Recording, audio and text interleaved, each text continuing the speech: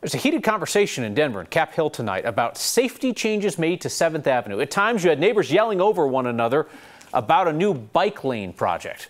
9 News reporter Kelly Rinke witnessed all that at a community meeting. Kelly, sometimes you'll have neighbors trying to head off a bike lane project. In this case, they're trying to get a completed one ripped out of the ground. Yeah, Kyle, residents were even signing a petition tonight to take all of this out. They're really unhappy with how this looks. We are at 7th and Williams. It's just south of Cheeseman Park, and this is just part of the project area that goes all the way to Broadway. The city says the point of these barriers is to make it safer for people who are walking and biking in this area. Starting here at Williams, Denver wants to create a bikeway, which they say will reduce car traffic. According to the Department of Transportation and Infrastructure, on this roughly 1-mile corridor, there have been 9 crashes involving bicyclists. But people who live here don't think the changes are really necessary. Many told me they're not against biking, just think the new additions detract from the neighborhood.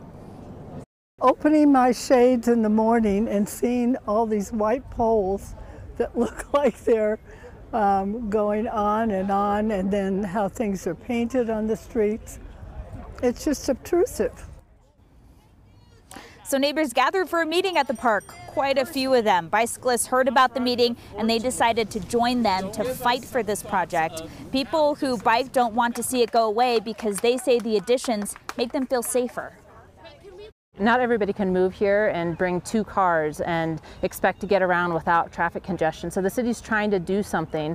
Unfortunately, we don't spend very much money on safe infrastructure for people walking and biking, but they're doing their best to make it safer. The city says they plan to see how this will work. They'll evaluate it, and if it does work, then they'll come back and they'll make a permanent solution in adding concrete. Dottie says they will listen to the neighbors' feedback and respond to it, Kyle.